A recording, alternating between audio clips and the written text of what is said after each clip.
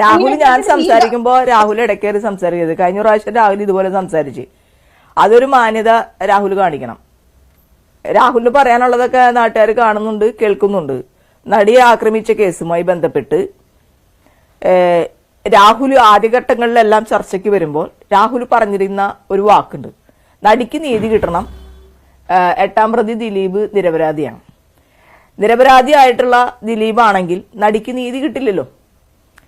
അതുപോലെ തന്നെ ഈ നാട്ടിലെ എല്ലാ പീഡകരായിട്ടുള്ള ആളുകളുടെയും വക്കാലത്തെടുത്ത് വരുന്ന ഒരാളായിട്ട് രാഹുൽ മാറിയിരിക്കുകയാണ്. ഇതില് രാഹുല് എന്തായാലും ഇടതുപക്ഷമല്ല, ഞാൻ ഇടതുപക്ഷമാണ്. ഇടതുപക്ഷത്തിനെ സംബന്ധിച്ച് മുകേഷിനെ പോലുള്ള ആളെ ഇങ്ങനെ സംരക്ഷിക്കുന്നത് ഒരു തരത്തിലും ഗുണാവില്ല. രാഹുൽ ഒരു കാര്യം മനസ്സിലാക്കണം. രാഹുൽ നേരത്തെ പറഞ്ഞല്ലോ, കോൺഗ്രസിന്റെ MLA-മാരെ കുറിച്ച് ആരോപണം ഉയർന്നിരുന്നല്ലോ, അപ്പോൾ അവർ രാജിവെച്ചു.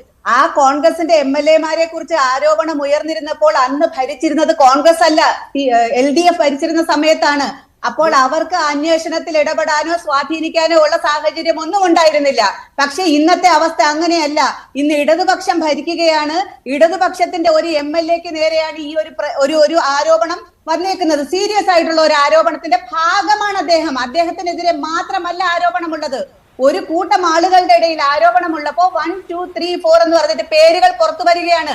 അതിൽ ആദ്യം പുറത്തു വന്ന പേരുകാർ രാജിവെച്ചിരിക്കുകയാണ് അവരുടെ വലിയ പൊസിഷൻ. ഇപ്പൊ MLA എന്നുള്ള പൊസിഷൻ എന്ന് തന്നെയല്ല, ഇപ്പൊ അക്കാഡമി ചെയർമാൻ പൊസിഷൻ എന്ന് പറയുന്നത് വലിയൊരു പോസ്റ്റ് തന്നെയാണ്. അതിൽ നിന്ന് മാറി നിന്നുകൊണ്ട് അദ്ദേഹം അന്വേഷണത്തെ നേരിടുകയാണ്. അതിനെ ഞങ്ങൾ സ്വാഗതം ചെയ്യുകയാണ്. അത് ചെയ്യട്ടെ. അതുപോലെ ഇപ്പൊ ഭരിച്ചുകൊണ്ടിരിക്കുന്ന പാർട്ടിയുടെ MLA ആയിട്ടുള്ള മുകേഷ് ആ സ്ഥാനം രാജിവെക്കുക. കാരണം ഇത് പോലീസിനെ സ്വാധീനിക്കാം. ഇത് കാരണം നമ്മൾ ഈ ഹേമ കമ്മിറ്റി റിപ്പോർട്ട് വന്നപ്പോൾ പോലും ഈ ഒരു അത് വായിച്ചിട്ടുണ്ടാവും. എന്തായാലും സാംസ്കാരിക വകുപ്പ് മന്ത്രി, മുഖ്യമന്ത്രിയും ഈ റിപ്പോർട്ട് വായിച്ചിട്ടുണ്ടാകും. അതിലൊക്കെ ഉള്ള ആളുകളെ തന്നെ ഇത് താക്കോൽ ഏൽപ്പിക്കുക എന്ന് പറയുമ്പോൾ നമ്മൾ എവിടെയാണ് ഇവിടെ നീതി? വാലിഡ് പോയിന്റ് ആണ്. മറ്റു 2 MLA-മാരുടെ തോളിൽ ചാരി നിന്നുകൊണ്ടാണ് മുകേഷ് രാജിവെക്കേണ്ട എന്ന നിലപാടിലേക്ക് CPM പോകുന്നത്. പക്ഷേ ദീപ പറഞ്ഞ കറക്റ്റാണ്. ആ സമയത്ത് ഭരിച്ചുകൊണ്ടിരുന്നത് ആരാണ്? LDF ആണ്. അപ്പോൾ ആ ഒരു സ്വാധീനം ചെലുത്താൻ ആ MLA-മാർക്ക് കഴിയുകയില്ല. പക്ഷേ ഇപ്പോൾ അങ്ങനെയല്ല സ്ഥിതി. ഭരിക്കുന്ന സർക്കാരിൽ സ്വാധീനം ചെലുത്താൻ പറ്റുന്നയാളാണ് മുകേഷ് MLA. കാരണം അദ്ദേഹം അതേ പാർട്ടിക്കാരനാണ്.